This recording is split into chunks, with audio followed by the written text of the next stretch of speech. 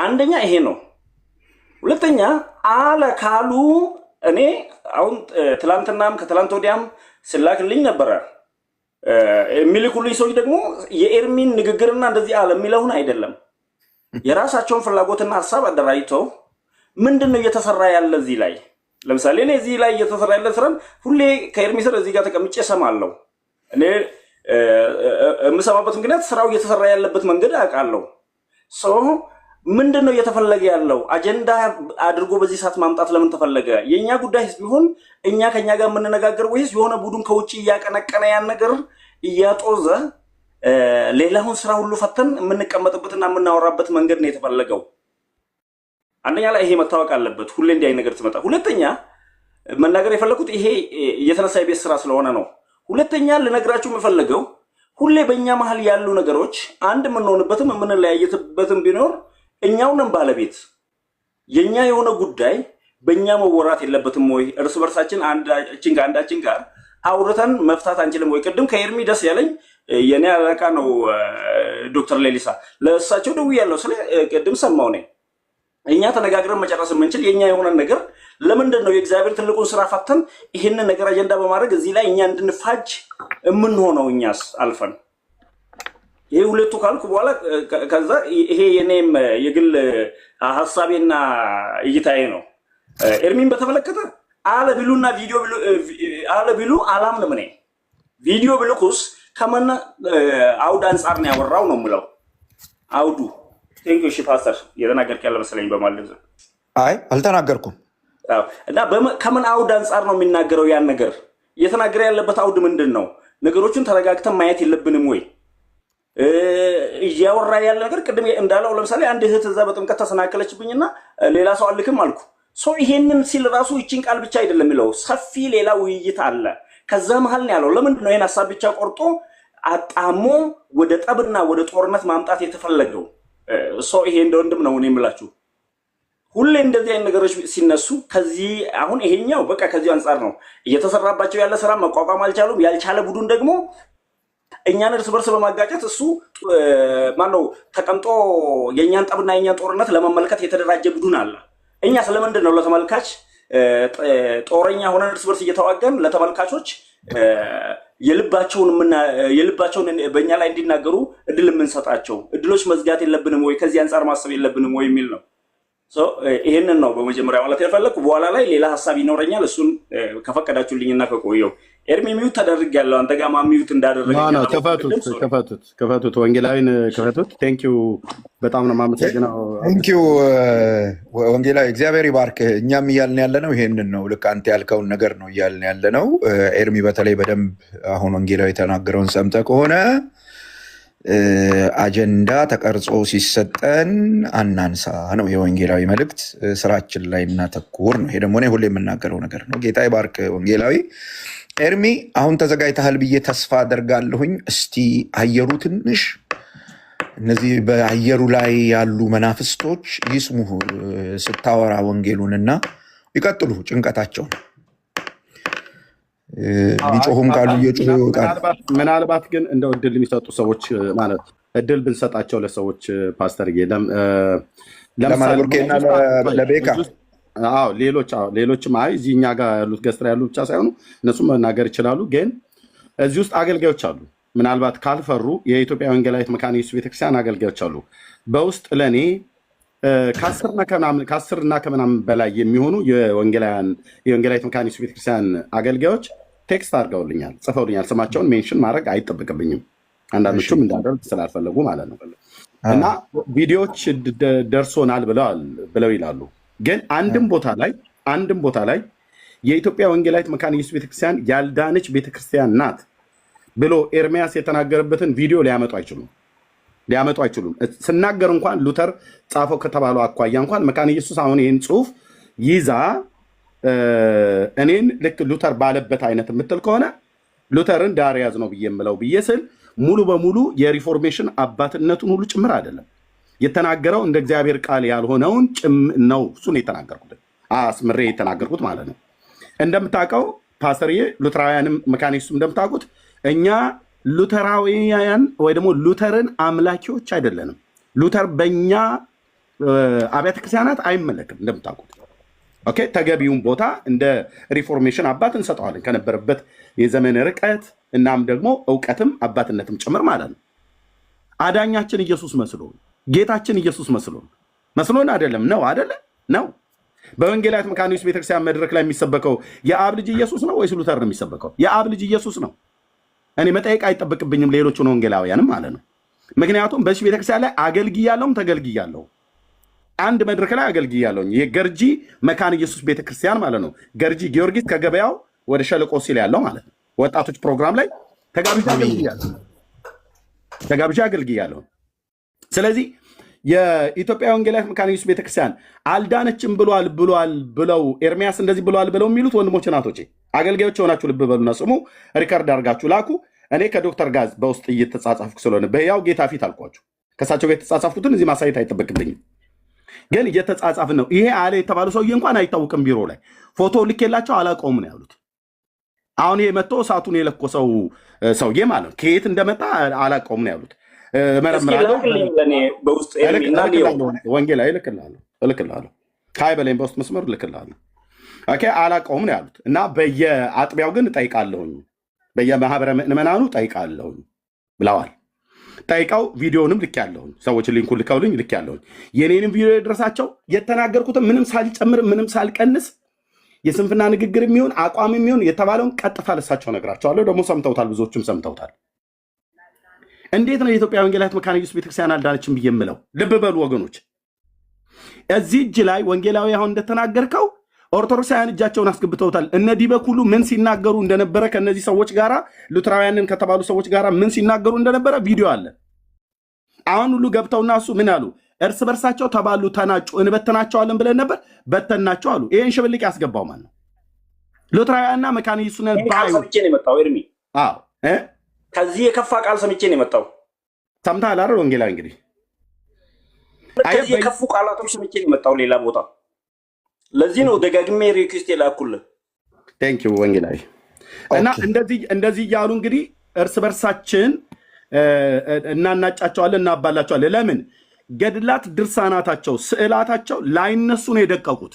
ላይነሱ በዚህ ተቆጥተዋል። ያን ወርቃማ እባብ ሲመታ ከዚህ በፊት ነግሬያቸዋለሁ። ሲመታ ጌታ ያሳየን ከ11 ወር በፊት ባልነግ አንዳንዴ ከጌታ የሰማሁትን ቀጥታ መጥቼ የምናገረውም ለዚህ ነው። ቀጥታ እናገራለሁ መጥቼ በግለሰብ ደረጃ። በመጀመሪያ ራእዩን ጌታ ሲያሳይ ለፓስተር ነው የነገርኩት። ለእሱ ከነገርኩት በኋላ ከጸለይኩ በኋላ ግን ፐብሊክ አደረግኩት። እንኳንም ፐብሊክ አደረግኩት። ያ ወርቃማ እባብ ትዝ ይላችኋል። እሱ ሲመታ ማለት ነው የሚናወጠው ነገር ያሳየኝን እግዚአብሔር ሪል ነው የሆነው። ያ እባብ የተመታው እዛ ዲቤት ላይ ነው። ልጁ ላይ ነው ያየሁት። ቀና ብለህ አይኔን እያየህ አውራኝ ብዬ ማለት ነው። የምታወራው ከጴንጤ ጋር ነው። ቀና ብለህ አይኔን እያየህ አውራኝ ብዬ አስደግሞ ማለት ነው። አስመትቶ አስደግሞ የመጣ ድግምተኛ ነበር። እንደዛ ሲደነፋ እንደዛ ሲጎረፋ የመጣ ማለት ፕሮቴስታንት የሚባል ሃይማኖት ገለባ ነው እያለ ሲመጣ የመጣውን ትቢት ማለት ነው። የዛን ቀን እባቡ ተመታ። ከዛ በኋላ እኮ ከኦርቶዶክስ ተደርጎ የማይታወቅ ጭምብል ለብሰው ሁሉ እኮ ነው የዲቤት ጥሪ ያቀረቡልኝ። አሁን ደግሞ ሉተራዊ ነኝ ብሎ የሚል በቤተክርስቲያን ደረጃ አይዶኖ በሄድ ኦፊስ የማይታወቅ ነው። በሎካል በማህበረ ምዕመናን በሎካል የሚታወቅበት ከሆነ ዶክተር እያጣሩ ነው ያሉት። ከየት እንደመጣ የማይታወቅና እዚሁ ደግሞ ቀኝና እግራቸውን ያለዩ በመንፈሳዊነትና በዓለማዊነት መካከል በክርስቶስና በቤልሆር መካከል ልዩነትን ያላወቁ ዝም ብለው ተነስተው ወጥተው ማይክ ማነው ገስት ከፍተው ቀኑን ሙሉ ቢውሉ የአብ ልጅ ኢየሱስ ያድናል ብለው የማይሰብኩ ንስሐ እና የኃጢአት ይቅርታ ለሰዎች እግዚአብሔር የሚሰጥበትን መንገድ የማያሳዩ የማይጠቁሙ መጥተው ሁሉ ቀን የሚያወሩት ምንድነው? ኦሪጋን እንዲህ ያለ ነው፣ ሉተር እንዲህ ያለ ነው፣ ዚንግሊን እንዲህ ያለ ነው። ይሄ ነው እንደ የኛ ስብከት? ይሄ ነው የመካነ ኢየሱስ ስብከት? አይደለም። ይሄ ነው የሉተራውያን ስብከት? አይደለም። አይደለም። የሉተራውያን ቄሶች እንደዚህ እያሉ ነው የሚሰብኩት። እንደ ሂስቶሪ እንደ ቤተክርስቲያን ታሪክ ሪፎርሜሽን አባቶች የሚታሰቡበት ዘመን አለ። የተሃድሶ ዘመን የሚታሰብበት ዘመን አለ። ያኔ ሲሆን ይነሳል። አንዳንድ ቦታ ላይ ሲጠይቁ ይነሳል። ኦኬ ሉተራውያንን ተብሎ ሲባል መካነ ኢየሱስና ሉተራውያንን ብቻ ብለው የሚሉትን የሚወክል ብቻ አይደለም። ሉተር እኛንም በአንድ በተዘዋዋሪ ወንጌል ይወክለናል፣ ወይ ደግሞ እናምናለን የሉተርን ሪፎርሜሽን ማለት ነው። ግን የኛ የመሰረት ድንጋይ ሉተር ነው እንዴ? አይደለም። የማዕዘኑ ድንጋይ ሉተር ነው እንዴ? አይደለም። አይደለም። እኔ ወንድሞቼ አይደለም። እንደዚህ ከሆነ ሚና ይለያለሁ። አይደለም የአብ ልጅ ይዤ ብቻዬን እቀራለሁ ማለት ነው። አይደለም እሱ የመሰረት ድንጋይ አይደለም፣ የማዕዘን ድንጋይ አይደለም። ሉተር፣ ጆን ካልቪን፣ የሪፎርሜሽን አባቶች የማዕዘን ድንጋይ አይደሉም። የቤተ ክርስቲያን ራስ አይደሉም። የቤተ ክርስቲያን መሰረት አይደሉም። የአብ ልጅ ነው መሰረቱ፣ የአብ ልጅ ነው የማዕዘን ድንጋዩ። ማንም ምንም የሚናገር የአብ ልጅ ምን ብለዋል? በሱ ትምህርት፣ በሐዋርያቱ ትምህርት ነው የሚዳኙ። ስለዚህ እንደው ሌሎች የምትናገሩ ሰዎች ካላችሁ እድሉን ቢሰጡን ብላችሁ ምትሉ ወንጌላውያን መካኒስትና ሉትራውያን ውስጥ ያላችሁ ሰዎች ካላችሁ ኑ እናውሩ። የምታወሩ ከሆነ በነፃነት ማለት ነው። አስረግጬ ግን የምነግራችሁ እንኳን አንተን አይደለም ኤርሚ አንዴ ቆይ ታገሰኝ። ቫይ እንኳን ቆይ ፓስተር አንዴ እንኳን እሱን አይደለም እኔን እንኳን ከስር መካነ ኢየሱስ አይደለም ይሉኛል። አይታል ለምንድን ነው ይሄ አጀንዳ የተፈለገው የሚለውን አሁን እያጣራን እሺ አጀንዳው የተፈለገበት ዓላማ አለ። እኛ ነን መንካት ኤርሚ እባክህ ስማኛ፣ እኔ የምልህን ስማኛ። አሁን አንተ ተዘጋጅ ወንጌል ለመስበክ በግልጽ አማርኛ ወገኖቼ። የትኛውም መካነ ኢየሱስ ቤተክርስቲያን ሄዳችሁ ፕሮግራም ብትካፈሉ እነዚህ የሪፎርሜሽን አባቶች ሲሰበኩ አታገኙ። ሉትራውያንም መካነ ኢየሱስም የሚሰብኩት ኢየሱስ ክርስቶስ የእግዚአብሔር ልጅ ያድናል የሚለውን ይህም በደንብ እናውቃለን። አንዳንድ የሉትራውያን አገልጋዮች እነዚህን ሰዎች እንኳን አያውቋቸውም። እነዚህን ሰዎች የሚያውቋቸው ወደ መጽሐፍ ቅዱስ ትምህርት ቤት የሄዱ ለማንበብ ዕድል አግኝተው ያነበቡ ሰዎች ናቸው። መካነ ኢየሱስ ቤተክርስቲያን እንደ ቤተክርስቲያን እንደ ዲኖሚኔሽን፣ ሉትራውያን እንደ ዲኖሚኔሽን መልእክታቸው ኢየሱስ ነው። ይሄንን ጠንቅቀን እናውቃለን እኛ። አሁን በጣም እዚህ ላላችሁ ሰዎች ኤርሚያስ ከተናገረው ነገር ውስጥ አንድ ነገር ላይ በደንብ እንድታሰምሩበት ፈልጋለሁኝ።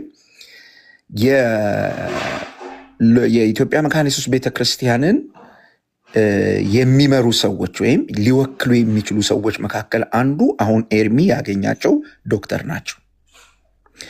እዚህ ቲክታክ ላይ መጥቶ የሚያወራ ሁሉ ኤርሚያስ እኮ የወንጌላውያን ቤተ እምነትን አይወክልም። አንድ ወንጌላዊ ነው ባለበት አጥቢያ ውስጥ እግዚአብሔር ለወንጌል ጠርቶታል። የወንጌል መልእክት ያገለግላል። በዚህ ጥላ ስር ሆኖ ሲሰራ እናበረታታለን፣ ሲሰራ እንደግፋለን፣ ሲያበላሽ ተው ይህን ነገር አስተካክል እንላለን። የወንጌላውያንን ቤተ እምነት የእምነት አቋም ኤርሚ እንዲህ ነው ብሎ አይደለም የሚወስነው። እሱ ወንጌላዊ ነው። ስለዚህ እዚህ ቲክታክ ላይ መታችሁ የምትናገሩ ሰዎች ለምሳሌ ወንጌላዊ መጥቶ ተናግሯል። ያለበትን አጥቢያ ነግሯቸዋል። እኔ ያለሁበት አጥቢያ አለ። የምንወክለው ያለንበትን አጥቢያ ነው። አጥቢያይቱ የሰጠችንን ኃላፊነት ነው።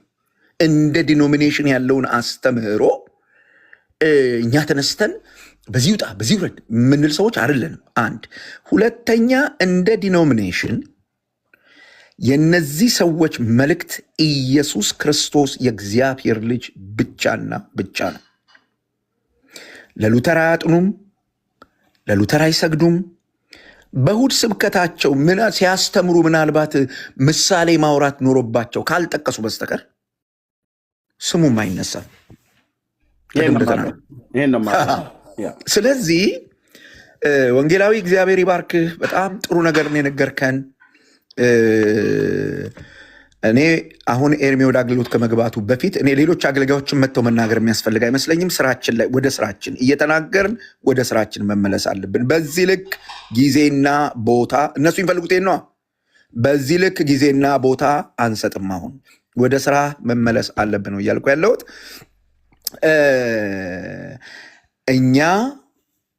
እኛ ብዬ ስናገር ኤርሚያስን ጨምሬ ነው የምናገረው።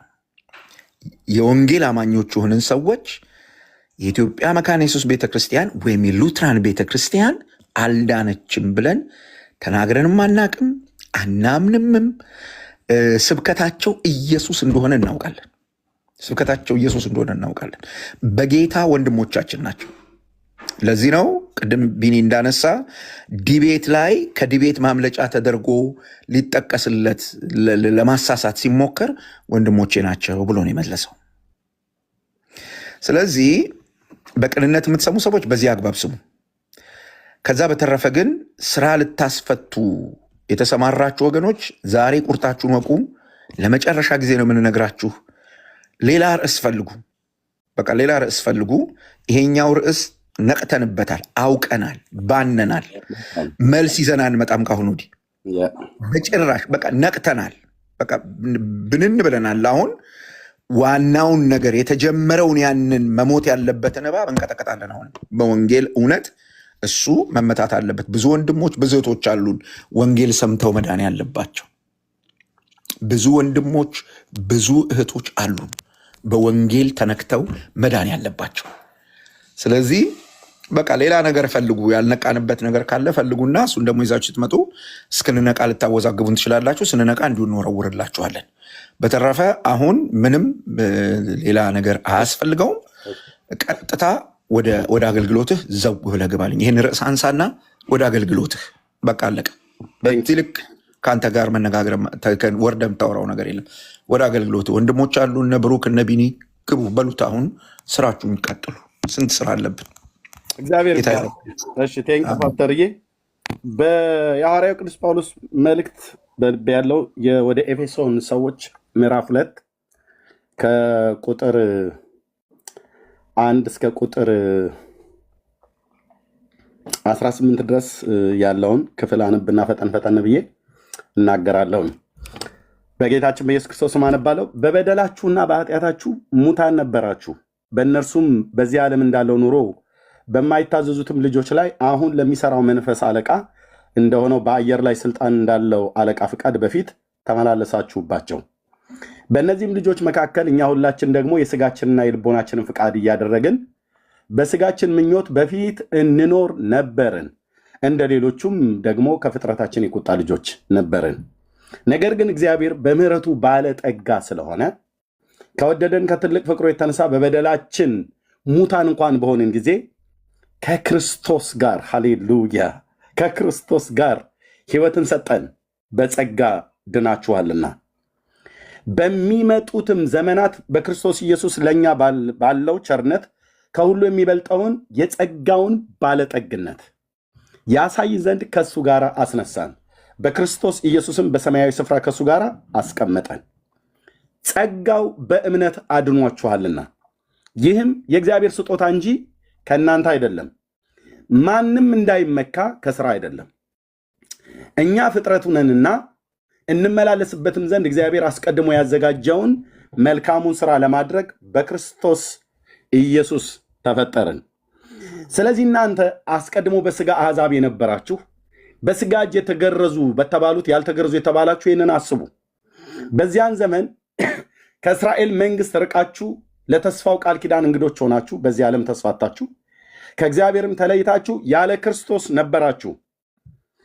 አሁን ግን እናንተ በፊት ርቃችሁ የነበራችሁ በክርስቶስ ኢየሱስ ሆናችሁ በክርስቶስ ደም ቀርባችኋል። ክብር ለታረደው በግ ይሁንለት። አሁን ግን እናንተ በፊት ርቃችሁ የነበራችሁ በክርስቶስ ኢየሱስ ሆናችሁ በክርስቶስ ደም ቀርባችኋል። ወዴት? ወደ አብ፣ ወደ እግዚአብሔር።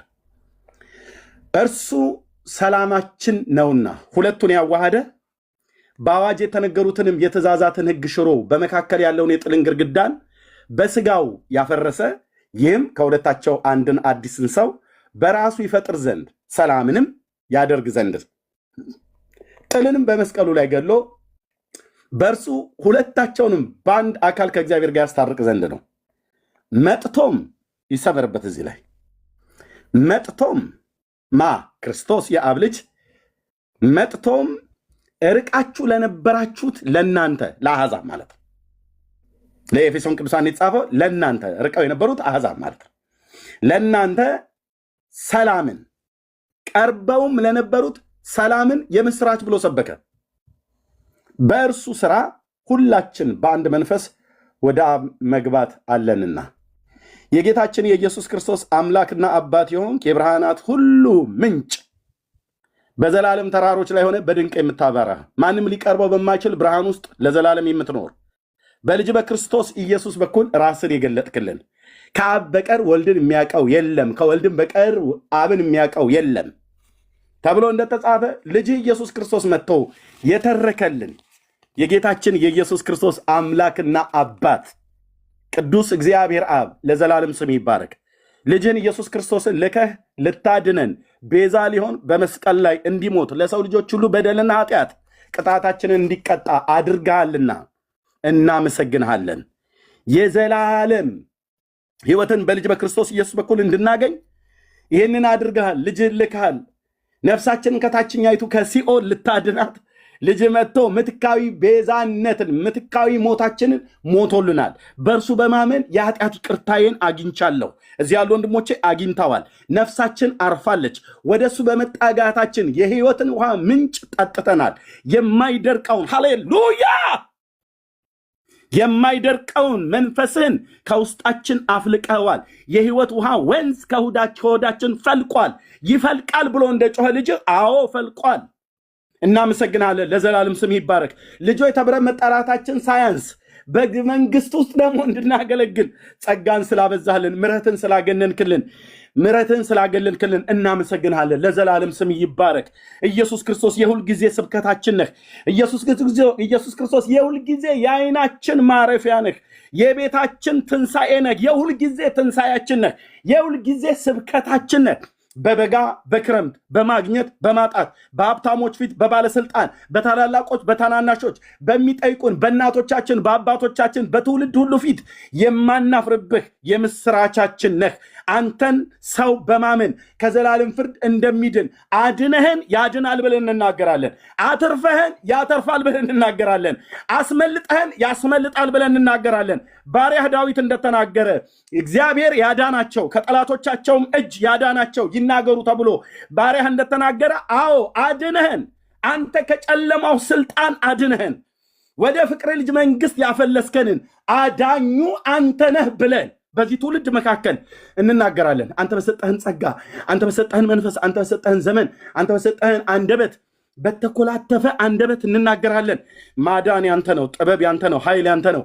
እግዚአብሔር በልጅ በኢየሱስ ክርስቶስምና ስልጣን አሁንም እጸልያለሁ። ጌታ እግዚአብሔር ሆይ መጥቶ ርቀውም ለነበሩት ለአሕዛብ ሰላምና የምስራችን ቀርበውም ለነበሩት ለአይሁዳውያን ሰላምን የምስራች ብሎ የሰበከው የልጅ ወንጌል ከፀሐይ መውጫው እስከ መጥለቂያው ድረስ እንዲናኝ ለነዛ አባቶቻችን ሐዋርያት የማይለወጠውን ሃሌሉያ የማይለወጠውን ለዘላለም የሚሆነውን ድነት የማይለወጠውን ወንጌል በእጃቸው አሲዞ ከፀሐይ መውጫ እስከ መጥለቂያው ድረስ ላከው ተብሎ የተባለው እኔ እጅ ላይ ደርሷል። ወንድሞቼ እጅ ላይ ደርሷል። የእኛን ህይወት አድኗል። የእኛን ህይወት ነክቷል። የእኛን ህይወት ቀይሯል። እግዚአብሔር የሰዎችን ህይወት በልጁ በኢየሱስ ክርስቶስ ሞት ሲያምኑ ይለውጣል፣ ያድናል፣ ይታደጋል ብለን የዳዊትን ልጅ የአብን ልጅ እንሰብካለን። ኢየሱስ ለዘላለም የሚያድን ጌታ ነው። ያድናል። ጌታዬ ታድናለህ፣ ትታደጋለህ። እኛ የምሕረትህ ሰርቶ ማሳያዎች ነን። ከምሕረትህ ባለጠግነት የቀመሰ እረኛ ነው እዚህ የሚያወራህ። በጸጋህ ባለጠግነት የዳነ እረኛ ነው እዚህ የሚያወራው። ጌታ ኢየሱስ ለዘላለም ስም ይባረክ። በፍቅር ባለጠግነት ሊመተር ሊገመት ሊለካ በማይችል በአንተ ዘላለማዊ ፍቅር የተወደድን ሰዎች እንደዚህ ያለ ነው። ስለዚህ እንሰብካለን። የፍቅርን ባለጠግነት እናወራዋለን። የጸጋን ባለጠግነት እንናገራለን። የምሕረትን ባለጠግነት እናወራለን። ኃጢአተኞችን ኢየሱስ ይወዳል ብለን እንላለን። ኃጢአተኛውን ኢየሱስ ይወዳል ብለን እንላለን። ታድናለህ። ልጄ ሆይ ደግመሽ ኃጢአትን አትስሪ፣ በሰላም ወደ ቤትሽ ሂጂ ብለህ ያልክ የምታሰናብት በምሕረት የምታሰናብት ምረህ አድነህ ይቅር ብለህ በቁጣ አይነት ሳይሆን በፍቅር አይነት አይተህ የላካቸው ያዳንካቸው ዘኬዎስ ቤት የገባህ ኢየሱስ እኔ ቤት ገብተሃል። ዘኬዎስ ቀራጩ ቤት የገባህ ኢየሱስ እኔ ቤት ገብተሃል። ወንድሞቼ ቤት ገብተሃል። እኔ ህይወት ውስጥ ገብተሃል። ወንድሞቼና እህቶቼ ህይወት ውስጥ ገብተሃል። ታሪካችን ተለውጧል። ታሪካችንን ለውጠኸዋል። አዳኙን አንተን እንናገራለን። ይህንን እየተናገረን የሚያስቆመን ኃይል አንዳች የለም። ክብርና ገናነት ለታላቁ ለስም ይሁን። ጊዜያችን በስምህ ባርክልን። በኢየሱስ ክርስቶስ ያው ስም ጸለይን፣ አሜን። ጸልያለሁ እግዚአብሔር ሆይ በኢየሱስ ስም ይህንን ሊቋቋም የሚችል የጨለማው ዓለም ገዢ መልእክተኞች የክፋት መንፈሳውያን ሰራዊት ስጋ ለባሾችን ተጠቅመው ከምስራቅ፣ ከምዕራብ፣ ከሰሜን፣ ከደቡብ ከአራቱም የዚች ፕላኔት ላይ የሚነሱ ከጨረቃ ላይ ቢነሳ ከጁፒተር ላይ ቢነሳ በሚልኪ ዌይ ጋላክሲ ውስጥ የተቀመጡ ቅዱስ ጳውሎስ በኤፌሶን መልእክት ላይ በአየር ላይ ስልጣን ያላቸው አለቆችን በስምህ እገጥማቸዋለሁ። ሁሌ እንደምጸልይ ሁሌ ይህን ድፍረት ስለሰጠኝ አለቃው መንፈስ ከአየር ላይ ተወግቶ በስምህ በኢየሱስ ስም የወደቀ ይሆን። ትእዛዝ ከሚሰጥበት ከፍታ ላይ የጨለመው ዓለም ገዢ ነኝ ቢሎ የሚለው አለቃው መንፈስ በስምህ ጉልበት የተመጋ ይሆን። በስምህ ጉልበት የተሰበረ ይሆን። በስምህ ጉልበት ዙፋኑ ይደፋ። በስምህ ጉልበት መረቡ ይበጣጠስ። በስምህ ጉልበት በልጅ በኢየሱስ ክርስቶስ ወንጌል ላይ የተነሳ እግዚአብሔር በስምህ ጸልያለሁ፣ አየሩን፣ ምድሩን፣ ተራራውን፣ ሸለቆን፣ ነገስታቱን ሁሉ ይዣለሁ ብሎ የሚል ባህሩን፣ ተራራውን፣ ወንዞቹን፣ ምንጮቹን ይዣለሁ ብሎ የሚል ክፉ ትምህርትን እያመጣ ሰው በኢየሱስ ክርስቶስ በማመን እንዳይድን በዚህም ብታምን ትድናለህ ብሎ የሚል ከጌታ ከኢየሱስ ክርስቶስ ወንጌል ያ ታላቅ ሐዋርያ ከሰበከው ከጳውሎስ ቃል ከአፉ ከወጣው ቃል ከወንጌል ቃል የተለየን ወንጌል የሚሰብክ በጌታ በኢየሱስም ከከፍታው ላይ አለቃው መንፈስ ጉሮሮው የተረገጠ ይሆን። ኢየሱስ የተረገጠ ይሆን። ህዝብ ከመንግስቱ ያምልጥ። ህዝብ ከጉያው ያምልጥ። ህዝብ ከእባቡ ስራት ያምልጥ። ህዝብ ከዘንዶ አፊት ተፋ። ህዝብ ከዘንዶ አፊት ተፋ። በባቢሎን ላይ ቤልን እቀጠዋለሁ ካፉ የሚያወጣውን አስተፋዋለሁ ብለ ያልክ ኃያሉ ጌታ፣ ኃያሉ ጌታ፣ ክንደ ብርቱ ጌታ፣ በጠነከረች እጅህ ሌዋታንን የቀጣህ የእግዚአብሔር ልጅ ኢየሱስ እጸልያለሁ። አፉን የከፈተ ዘንዶ፣ ጭፍሮችን የሚልክ ዘንዶ ኢየሱስ ወንጌሉ ሲነገር በምስራቅና በምዕራብ ሌላ የቤት ሥራ ሰጥቶ ይህንን የወንጌል እውነት ሊያዳፍን እንደ ሎጥ ሚስት ወደኋላ እንድንመለከት የሚያደርግ የጨለማው ዓለም ገዢ ሰራተኞች፣ የክፋት መንፈሳውያን ሰራዊት፣ በስም አድራሻችን የተመደቡ ተረኛ መናፍስቶች ከስምህ ጉልበት ባሪያ ኢሳይያስ እንደተናገረው ሰራዊቶቻቸው ከወይንና ከበለስ በንፋስ ቅጠላቸው እንደሚረግፍ እንዲሁ ይረግፋሉ ተብሎ እንደተጻፈ የክፋት መንፈሳውያን ሰራዊት ከአየር ላይ በስምህ ጉልበት የረገፉ የሆኑ ይርገፉ።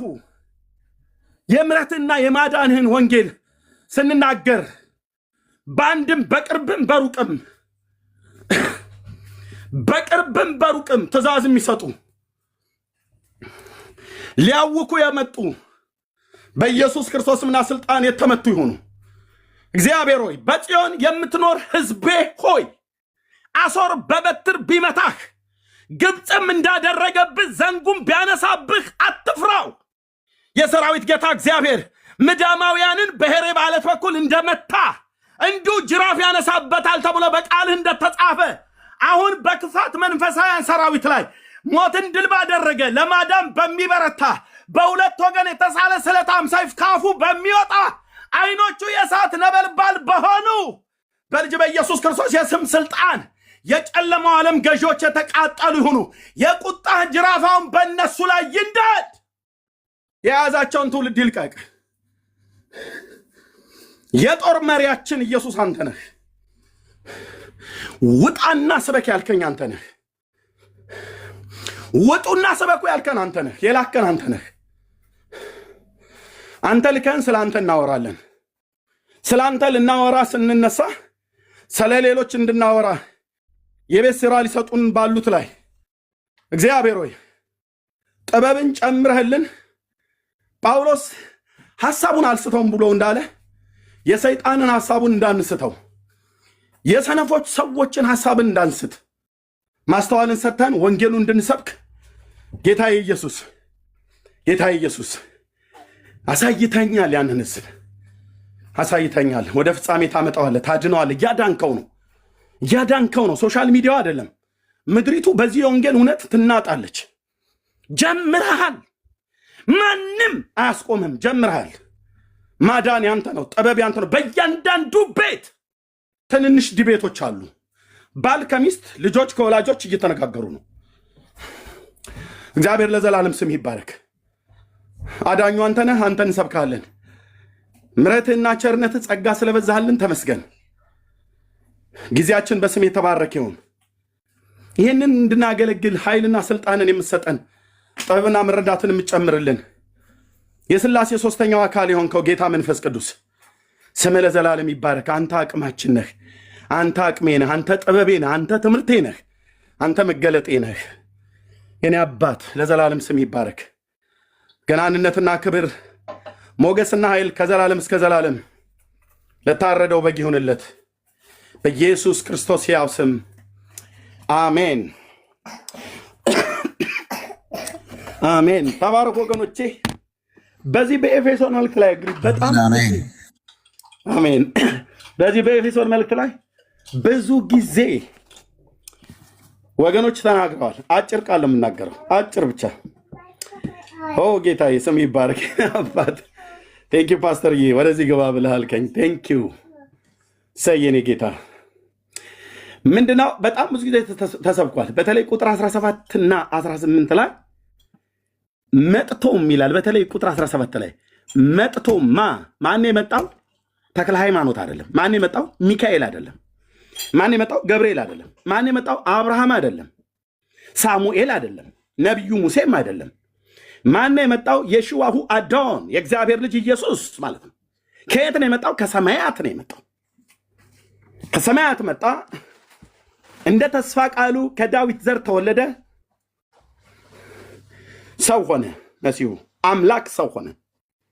ከሰማያት ነው። መጥቶም እርቃችሁ ለነበራችሁት፣ ለኤፌሶን ቅዱሳን ሲጽፍ እርቃችሁ ለነበራችሁት፣ የራቁት አሕዛብ ናቸው። በተለይ ቁጥር 11 ላይ ከፍ ብላችሁ ስታነቡት በዚያን ዘመን ብሎ ይላል። በተለይ ቁጥር 11 እና 12 ላይ ስለዚህ እናንተ አስቀድሞ በስጋ አሕዛብ የነበራችሁ፣ ለኤፌሶን ቅዱሳን የጻፈላቸው ኤፌሶናውያን እንግዲህ ግሪኮች ናቸው። እነሱ ቀጥታ አይ ቲንክ ግሪክ ወይ ቱርክ እንደዚህ መስለኝ ቱርክ መሰለችኝ ያደሆነ ኤፌሶን ወይ ግሪክ ወይ ቱርክ ይምጣጡብኛል። ኦኬ ሎኬሽኑን መፈለግ ትችላላችሁ። ጂኦግራፊ ላይ እንኳን ብዙ ጎበዝ ነበርኩ ማለት እችላለሁ። ግን ኤኒዌይ ለኤፌሶን ቅዱሳን አሕዛብ ናቸውና አስቀድሞ በስጋ አሕዛብ የነበራችሁ በስጋ እጅ በተገረዙ የተባሉት በስጋ እጅ የተገረዙ በተባሉት ያልተገረዙ የተባላችሁ ይህንን አስቡ ይላል። አዎ ቱርክ ናታ። ቴንኪው ተባረኩ። ስለዚህ እናንተ አስቀድሞ በስጋ አሕዛብ የነበራችሁ፣ አሕዛብ የተባለው ኔሽን ብሎ የሚለው ከእስራኤል ቤት ውጭ ከ12ቱ ነገደ እስራኤል ከያዕቆባውያን ውጭ የሆኑቱ አሕዛብ ተብሎ ይጠራሉ። የግርዘትን ኪዳን ያልተቀበሉ አሕዛብ ተብሎ ይባላሉ። በስጋ መገረዝን የማይገረዙ አሕዛብ ተብሎ ይባላሉ። እና እነዚህ ሰዎች አሕዛብ ናቸው። እና አስቀድሞ በስጋ አሕዛብ የነበራችሁ በስጋ እጅ የተገረዙ በተባሉት ይላል። በስጋ እጅ የተገረዙት እነማን ናቸው? አይሁዳውያን ማለት ነው። እስራኤላውያኑ ያዕቆባውያኑ በስጋ እጅ የተገረዙ ናቸው። ይህንንም የግርዘትን ኪዳን እግዚአብሔር ለአባታችን ለአብርሃም በተናገረው መሰረት ነው የሚያደርጉት እንጂ ዝም ብለው ተነስተው አብርሃም ዝም ብሎ ከስጋው ፈጥሮ ከአይምሮ አውጥቶ ያደረገው አይደለም። ጌታ ስላለው ነው ያደረገው። ተገረዝም ብሎ ሲለው ይገረዙም ብሎ ሲለው እግዚአብሔር ትእዛዝ ሰጥቶት ነው። እና በስጋ እጅ የተገረዙቱ አይሁዳውያን በስጋ እጅ ያልተገረዙትን አሕዛብ ብለው ይጠራሉ። ያልተገረዙም ብለው ይሉናል። ልክ ነው። ይሄን ለማየት ከፈለጋችሁ ንጉሥ ዳዊት ጎልያድን በቀረበ ሰዓት ላይ ወደፊቱም ደግሞ ይሄ ያልተገረዘ ፍልስጤማዊ ነው ያለው። ምን ማለት ነው? ይሄ ስጋ ግርዘትን አልተቀበሉም፣ አልተሰጣቸውም፣ ለአሕዛብ አልተሰጣቸውም። ኪዳን የሌለው ማለት ነው። ባጭሩ ግርዘቱ ኪዳን ነውና ኪዳን የሌለው ማለት ነው።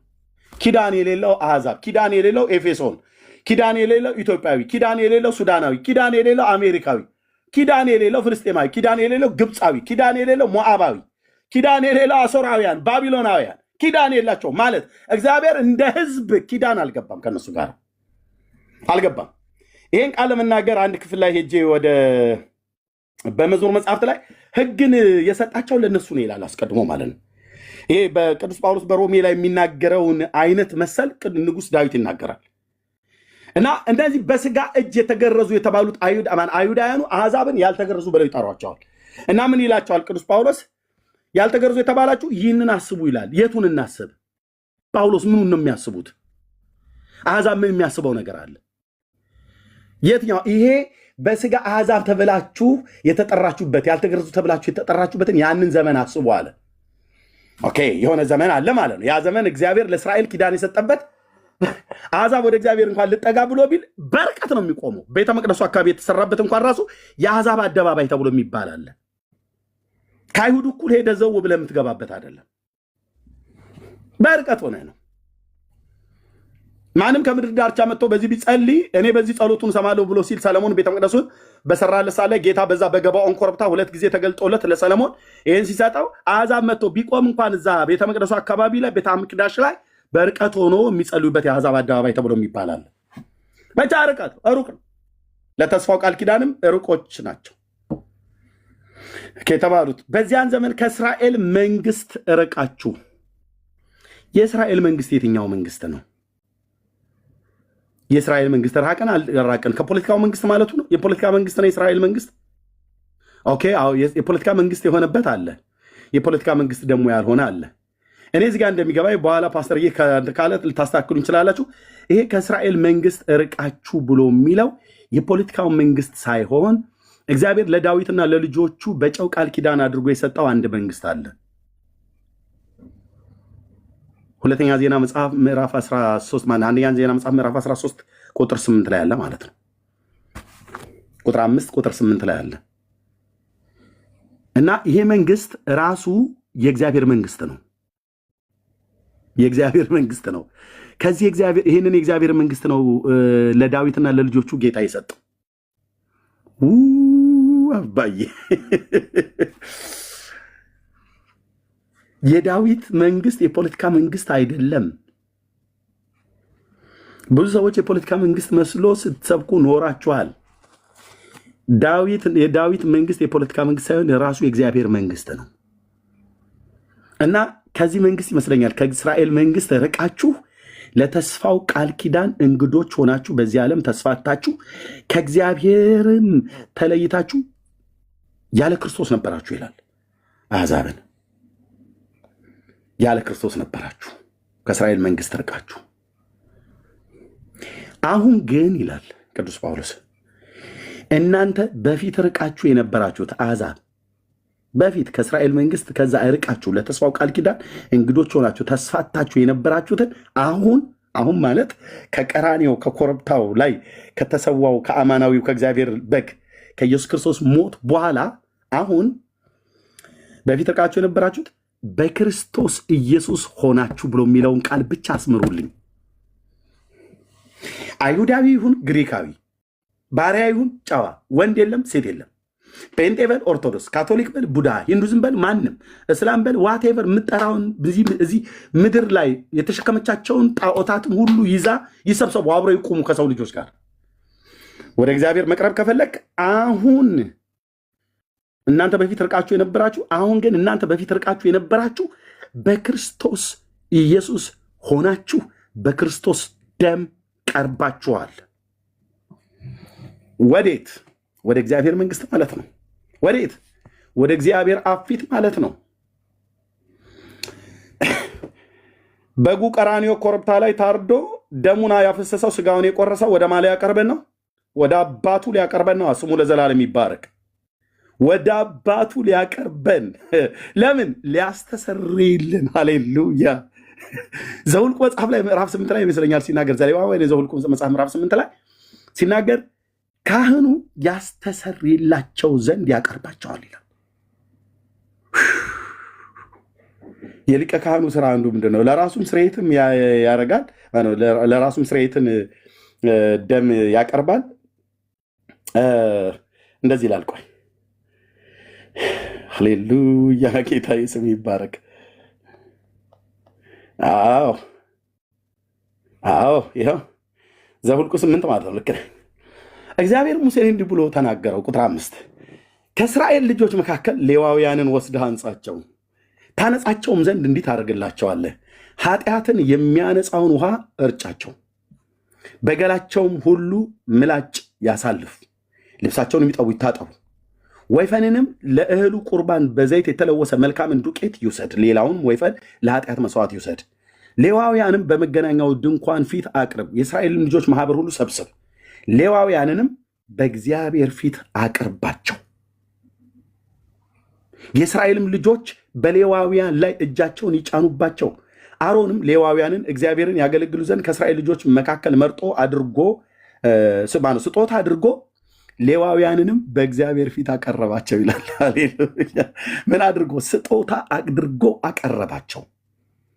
ከዛስ ወይፈኑንም ሌዋውያንም በወይፈኖቹ ራስ ላይ እጆቻቸውን ይጫኑ። ሌዋውያንም ስለማስተሰረይ አንዱን ለኃጢአት መስዋዕት፣ ሁለተኛውንም ለሚቃጠል መስዋዕት ለእግዚአብሔር አቅርብ። ሌዋውያንንም በአሮንና በልጆቹ ፊት አቁማቸው፣ በእግዚአብሔር ፊት ስጦታ አድርገህ አቅርባቸው ብሎ አለው ይላል እና በእግዚአብሔር ፊት ስጦታ አድርጎ ኃጢአታቸውን የሚያስተሰርየውን ነገር ሁለት ወይፈኖችን አንደኛውን ለመቃጠል አንደኛውን ለመረጨት ደሙን ማለት ነው አቅርቦ በእግዚአብሔር ፊት አቀረባቸው ይላል። ይሄ እንግዲህ በቀደመው ኪዳን ላይ ሙሴን እንደዚህ አድርግ ብሎ ካለ ጌታችን ኢየሱስ ክርስቶስ እኛን በአባቱ ፊት ያቀረበን እንዴት አድርጎ ነው? እንደ ሙሴ የኮርማዎች የፍየሎች የጥጆችን ደም አፍስሶ ነው? የእህል ቁርባን መስዋዕትን አፍስሶ ነው? አቃጥሎ ነው? ስቡን ላቱን አቃጥሉት፣ ፈርሱን እርጩት፣ በግ ደም ጆሮ ቀኝና ጆሮና ግራ እግሩን ቀባው ተቀባቡ ብሎ በሚል በዛ በቀደሙ ኪዳን ስርዓት ነው አይደለም። አሁን ግን በሚሻል ሃሌሉያ በሚሻል ኪዳን በዘላለም መንፈስ የእግዚአብሔር ልጅ ኢየሱስ ስም ይባረክ። በዘላለም መንፈስ በሚሻል ኪዳን በኮርማዎች በፍየሎች በጥጆች ደም ሳይሆን በእግዚአብሔር አብ ልጅ ደም በዳዊት ልጅ ደም በስጋው መቆረስ በደሙ መፍሰስ በኩል ራሱ መስዋዕት ካደረገ በኋላ አሁን ለዚህ ፍጥረት ባልሆነች ድንኳን የዘላለም ቤዛነትን አግኝቶ በኮርማዎች በፍየሎች በጥጆች ደም ሳይሆን በራሱ በገዛ ደሙ አሁን ስለኛ ይታይ ዘንድ ለዚህ ፍጥረት ላልሆነች ማለት በስጋ ለማታያት ደብተራ ድንኳን ደብተራ ኦሪት ተብላ የተባለችው መገናኛ ድንኳን ማለት ነው። ሊቀ ካህናት ዘይቀውም ሎሙ ለቅዱሳን በደብተራ ስም እንተ እግዚአብሔር ተከላ ውእቱ ኢየሱስ ክርስቶስ ይላል በቀድሞ ቤቴ ቋንቋ የዕብራውያን 8 ማለት ነው። አሁን በኮርማዎች በፍየሎች በጥጆች ደም ሳይሆን በገዛ ደሙ አሁን ስለኔ አሁን ስላንተ አሁን ስላንቺ ይታይ ዘንድ አማናዊት በሆነች ለዚህ ፍጥረት ባልሆነች በዘላለም መንፈስ ሆኖ በሰማያዊቷ ድንኳን ውስጥ የአብ ልጅ ኢየሱስ ገባ። አሁን ስለኔ የሚታይ ሊቀ ካህን አለ። ሃሌሉያ! አሁን ስላንተ ስላንቺ የሚታይ በእግዚአብሔር ልጅ ታዛ ውስጥ በእግዚአብሔር ልጅ ጥላ ውስጥ ላመናችሁ በስሙ ንስሐና የኃጢአት ይቅርታችሁ ላገኛችሁ አሁን በሰማያት በአብ ቀኝ ስለኛ የሚታይ ዕለት ዕለት መስዋዕት ማቅረብ የማያስፈልገው አንድ ጊዜ ይህንን በማድረግ አቅርቦናል፣ ቀድሶናል። ኢየሱስ ይህንን የመሰለ ነገር እያለን አየህ አርሴማና በርሶ ማጋማ አልሄደው ማንንም አትጥራልኝ እዚህ እንትና ታድናለች እንትና ያድናል ብለኝ። እንዲህ አይነት ጀግና ወንጌል ነው በሐዋርያቱ የተሰበከው። ጀግና ወንጌል ይሄ ወንጌል ሲገባብህ ጀግና ያደርጋል ማለት ነው። እንደ ባለስልጣን ያስተምራቸው ነበር ይላል። ከአብ ተልኮ ስለመጣ የሚናገረው ከአንደበቱ የሚወጣ የጸጋ ቃል ፍጥረት ሁሉ ለመስማት ይጓጓል። እንዲህ አይነት ጌታ የተሰበከልን። ስለዚህ በእግዚአብሔር ልጅ የተሰበከው ምንድን ነው? ለአሕዛብና ለአይሁድ ቀርበው ለነበሩት እኮ የተባሉት አይሁዳውያን ናቸው። ሕግና ስርዓት የተሰጣቸው እኔ እናንተ እኮ በሩቅ ያለን አሕዛብ የተባልን ተራራና ወንዝ አቴቴ ቆሌ ጨሌ ቦሮንትቻ ቃልቻ ይህን እኮ ነበር ስናመልክ የነበረው። በሰው እጅ የተሰራ ቫርኒሽ የተለቀለቁ እንጨቶች፣ በሰው እጅ የተሳሉ በቀለም ያበዱ አይን ያወጡላቸው ግን ማየት የማይችሉ አይናቸው ጭንቅላታቸውን ያህል የተለቀ ነው ስዕላቶቻቸው፣ ግን አያዩ። አሕዛብ አማልክት አጋንንት ናቸው እንዳለ እላለሁ። አይን አላቸው አያዩ፣ ጆሮ አላቸው አይሰሙም፣ አፍ አላቸው አይናገሩም። እንደውም ቅዱስ ዳዊት ምን ይናገራል? የሚያመልኳቸው እንደነርሱ ይሁኑ ይላል። አየህ ዳዊት ነው ያለ፣ እኔ አይደለም። እኔ ግን ብራዘር ያኛው ኪዳኑ ይፈቅድለት ነበር። እኔ ግን ናውጣ እልሃለሁ፣ ከስርዓታቸው ተፈታ እልሃለሁ፣ አምልጥ እልሃለሁ፣ ከስዕል አምልኮ ከተለያየ ነገር አምልጥ እልሃለሁ። እግዚአብሔር ልጁን እንጂ የሰጠን ስዕላ ስዕል አልሰጠንም። እግዚአብሔር ልጁን እንጂ የሰጠን አዲስ ኪዳን ላይ ቅርጻ ቅርጽ አልሰጠንም። ይኸውላችሁ ለኃጢአታችሁ ስርየት እንዲሆን በእነዚህ ቅርጻ ቅርጾች ብታምኑ ትድናላችሁ አይደለም ያለው። ልጁን የሰጠው በእርሱ የሚያምን ሁሉ እንዳይፈረድበት ልጁን የሰጠው፣ በእርሱ የማያምንስ አሁን ተፈርዶበታል ይላል። በእግዚአብሔር ፍርድ ውስጥ ነው ያለው። ኑ ከእግዚአብሔር ፍርድ አምልጡ።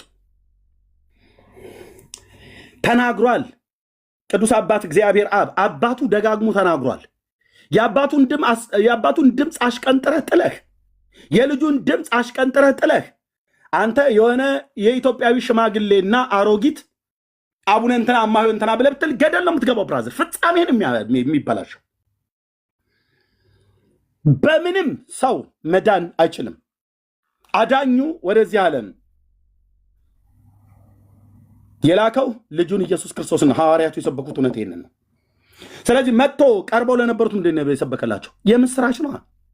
ለአይሁድ የምስራች መሰበክ ያስፈልገዋል እንዴ? አዎ። እኔ አንዳንድ ሰዎች ተመጡ ለእንትና የሚባል ሃይማኖት ወንጌል ለኦርቶዶክሳውያን ወንጌል መስበክ አያስፈልጋቸውም ትለኛለህ። እውነትህን ነው አንተ ሰውዬ፣ እውነትህን ነው ወይ? ለካቶሊካውያን ወንጌል መስበክ አያስፈልጋቸው? ለሊቀ ካህኑ ተሰብኳል እኮ ነው ብዬ የምልህ። ለሊቀ ካህኑ ተሰብኳል፣ ለኒቆዲሞስ ተሰብኳል እኮ ነው ብዬ የምልህ። ታናክ ቶራና ክትቪም ነቢም የሚያምነው ኒቆዲሞስ ተሰብኮታል። ስለ ዳግም መወለድ ተሰብኮታል። ሃይማኖት የነበረውን ሕግ የተሰጠውን ፈሪሳዊውን ኒቆዲሞስ ተሰብኮታል። የእኛንም ዘመን ፈሪሳውያን ሰብካለሁ እኔ፣ ግብዝ የሆነ ፈሪሳዊ ማለት ነው። ኦርቶዶክሱን ካቶሊክ፣ ሉትራውያኑን መካነ ኢየሱስ፣ ፔንቴኮስታሉን ማንም፣ ካቶሊኩን ዋቴቨር፣ አይሁዱን ማንም ይሰበካል፣ ተሰብኳል። እነ ጴጥሮስ እኮ የሰበኩት ብራዘር ለአይሁዳውያን ነው። ጳውሎስ ላልተገረዙት፣ ጴጥሮስ ደግሞ ለተገረዙት እኮ ነው ያለው አይደል? ለጴጥሮስ ለተገረዙት ሐዋርያ ሊሆን የሰራ ለእኔ ደግሞ ለአሕዛብ ሃሌሉያ ለአሕዛብ ሐዋርያ እንዲሆን ሰርቷል ይላል። ጴጥሮስ ለምደው ኢየሩሳሌም የቀረው አንተ ትዳር አለህና ከሚስት ጋር እዚሁ ጊዜ አሳልፍ ብለውት ነው እንዴ?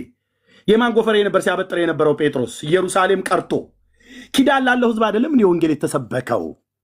ኪዳን ላለው ትውልድ አይደል እንዴ? ኢየሱስ ከሙታን ተነስቷል፣ እኛ ምስክሮች ነን። እናንተ ግን በእንጨት ላይ ሃሌሉያ በእንጨት ላይ ሰቅላችሁ ገደላችሁት። እግዚአብሔር ግን የሞትን ጣር አጠፋው እና ሞት ይዘው ዘንድ አልቻለም። ስለዚህ አስነሳው። ለዚህም ምስክሮች ነን።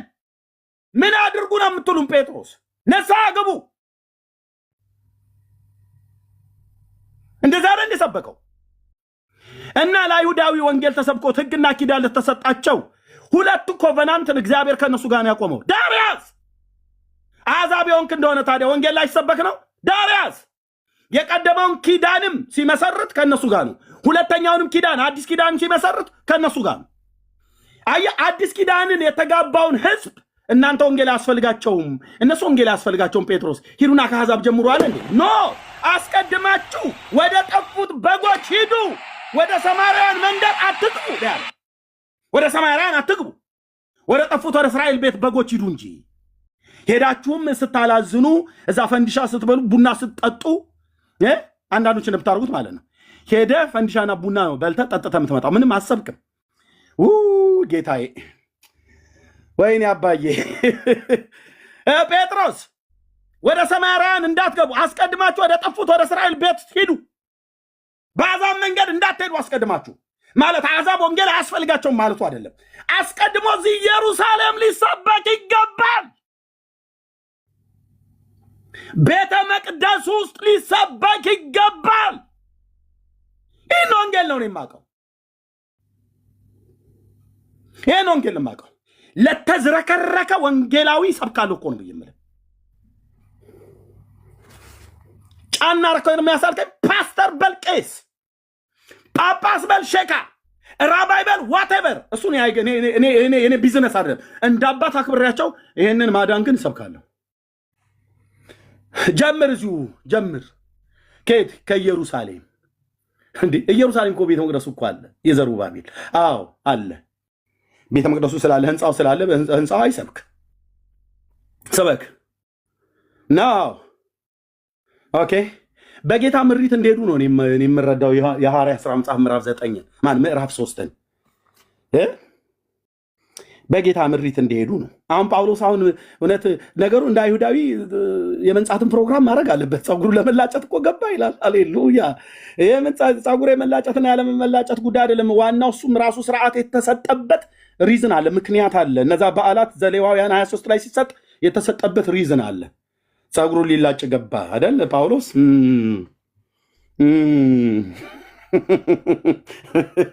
ከዛ ግርግር ተፈጠረ። ግርግር ያዙት፣ ይህን መናፍቅ ያዙት፣ ወዲያ እንትን ብላ ይህንን አሳች ለዓለም ሁሉ በሽታ፣ ጳውሎስን በሽተኛ ለዚህ ዓለም በሽታ ሆኗል ብላ ያለች ዓለም እኔን ምን ትለኛለች? ከዚሁ ከቅርብ ነው የምትጀምረው ከኔ ጋር እግዚአብሔር ካረዳ በስተቀር እዚሁ ካጠገብ የሆነ ወንጌላዊ ነኝ ብለህ ለምትረግመኝ ዳራስ ይዛለሁ አልኩ። ከኢየሱስ ጋር ዳራስ ይዛለሁ። ተነሱበት። ይህን ሰው አይተናል፣ ይህንን ቦታ እንዲናቅ ያደርጋል ብለው ኢየሱስ ክርስቶስ ላይ እንደከሰሱት ማለት ነው። እስጢፋኖስም ላይ እንዲሁ ነው የከሰሱት። መክሰስ ልማዳቸው ነው። ሐሰት ማውራት ልማዳቸው ነው። ኢየሱስም ላይ በሐሰት፣ እስጢፋኖስም ላይ በሐሰት፣ ጳውሎስም ላይ በሐሰት ያዙት።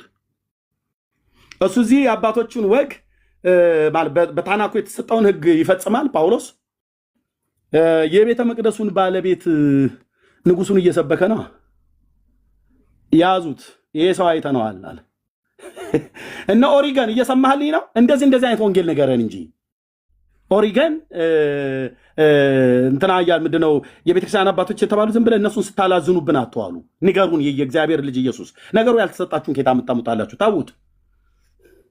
ኦኬ ቤተ መቅደሱ ላይ ነው የተጀመረው። ሲነጻ አገኙት። ግርግር ተፈጠረ። ይሄ መናፍቅ ገብቷል እዚህ ሊያረክሰው ይህን ቦታ ብለው እዛ ደግሞ ጾም ጸሎት ይዘ ጾሞ የማያውቁ ሰዎች ጾሙ 40 የሚያህሉ ሰዎች ምን ብለው ለምን ይህን ሰው እያንደፋውን ብለው ማንን? ጳውሎስን። ምን አረገ? ከሙታን ተነሳ የተባለውን ኢየሱስን እኮ እየሰበከው ትናንትና እነሱን ያሳድር ነበር። አሁን እዛ ደማስቆ ላይ ሄዶ ከተመለሰ በኋላ ይኸው መውጫ መግቢያ ያሳትቶናል። አይሁዳውያን ሁሉ በየሄደበት የአሕዛብ ከተሞች ሁሉ በምኩራብ እየሰበከ አስቀድሞ ለእናንተ ሊሰበክ ይገባል፣ ከገፋችሁት ግን በራሳችሁ ላይ የዘላለም ሕይወት እንደማይገባችሁ ከፈረዳችሁ እኛ ወደ አሕዛብ ዘወር እንላለን እያለ ሀርድ እየሰጠን ነው። ስለዚህ በቃ አዋጩ ጉዳይ እንደዚህ ኢየሱስ ብሎ የሚለውን መግደል ነው። ያው እንደምታውቁት ምንድነው ያላቸው ጌታ ማቴዎስ 23 ላይ እናንተ የነቢያት ገዳይ ልጆች ናችሁ አላቸው። መግደል ነው ይህን የሚያዋጣው አሉላ። ግርግር ተፈጠረ።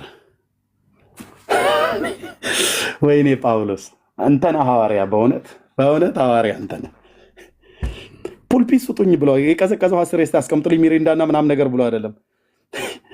ሊገሉት ከህዝቡ ግፋ የተነሳ ወታደር እንዲሸከመው አድርገው ይዘውት ሲሄዱ ወታደር ትከርሻ ላይ ሆኖ አፉ ዝም የማይል ሐዋርያ።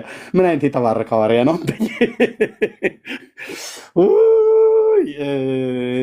ወይ ወንጌል! ወታደር ትከርሻ ላይ መድኃኔዓለም ነፍሴን አስመለጣት አይልም እንዴ ጳውሎስ? አይልም። እዛ ላይ ይንቧቸርልሃል። በግራና በቀኝ ፈሪሳውያን ሰዱቃውያን ይጨቃጨቃሉ። አንዴ ቆይ የሆነች ነገር ልበል፣ የሆነች ነገር ሲል ልናገር፣ ፍቀድልኝ አለው። ፍቀድልኝ የሆነ ነገር ሲል ልናገር አለው። ፈቀደለት አገረ ገዥ። ኦኬ እዛ መናገር ጀመረ በዕብራይስጥ ቋንቋ አጨሶ ምን ወንጌልን ወታደር ትከሻ ላይ ሆኖ ሰውየው ተሸክሞት አንዴ እንዳልወርቅ በደንብ ያዘኝ። እሺ አንዴ የምናገረው ነገር አለ ብሎ አጨብጭቦ ኢየሱስ ወታደር ትከሻ ላይ ሰው ትከሻ ላይ ተቀምጦ ወንጌል የሚሰብክ ምን አይነት ሐዋርያ ነው አንተ? ምን አይነት የተባረከ ምን አይነት ነው? እነዚህ ናቸው ቅቡዓን ማለት። እሺ እነኚህ ናቸው የተቀቡ። መቀባት ማለት እንደዚህ ነው። ቤተ መቅደስ ሄዶ ወንጌል ይሰብካል። የአሕዛብ ከተሞች ሄዶ አፉ አያርፍም፣ ወንጌል ይሰብካል። ቤተ መቅደስ ገብተው ወንጌል ይሰብካሉ። ወታደር ትከሻ ላይ ሆኖ ወንጌል ይሰብካል። አገረ ገዢው ፊት ቆሞ ወንጌል ይሰብካል። የት ነው ያረከው ይህንን ወንጌል? ሕግ አለን ብለው ለሚሉ ለሕጋውያን ለኦሪታውያኑ ወንጌል ተሰብኳል ነው እኮ ብለህ የሚል እዚህ መተህ ለፔንቴኮስታሉ ለሙሉ ወንጌል አትስበክ አትበለኝ። ለመካነ ኢየሱስ ወንጌል አትስበክ ብለህ አትበለኝ። ይሰበካሉ፣ እንሰበካለን፣ እርስ በርሳችን እንሰባበካለን። ለኦርቶዶክሳውያኑ ወንጌል መስበክና ለካቶሊካውያኑ ብላስፌሚ ነው አትበል። ሂድና ዘኬም ብላ አብረህ ከፈለክ ማለት ሄደህ አብረህ ዘኬም መብላት ትችላለህ። ሉትራዊና መካነ ኢየሱስ ነኝ ብለህ እዚህ የምትንፏቀቅ ማለት ነው። አብያተ ክርስቲያናተው አላሉ ብለው ከሆነ እየጠየቁ ነው። ሄድ ኦፊስ ላይ ሲነግሩኝ እነግራቸዋለሁ። አላሉ። ወንጌል ለፍጥረት ሁሉ ነው የሚሰበከው። ወንጌል ለካቶሊክ አይሰበክም ብለው አላሉ። ራሷ ወንጌላዊት መካነ ኢየሱስ ቤተክርስቲያን ወንጌል ትሰብካለች፣ ለራሷም ወንጌል ይሰበካታል። መሰረት ክርስቶስ በል ቃለ ሕይወት ሙሉ ወንጌል በሙሉ ወንጌል ስለ እግዚአብሔር ልጅ መሆኑ ከገባን የእግዚአብሔር ልጅ ለኦርቶዶክስ አይሰበክም አይባልም። ሕግ ላላቸው ለፈሪሳውያኑ ተሰብኳል። ቤተ መቅደሱ ላይ ተሰብኳል። የዘሩባቤል ቤተ መቅደስ ላይ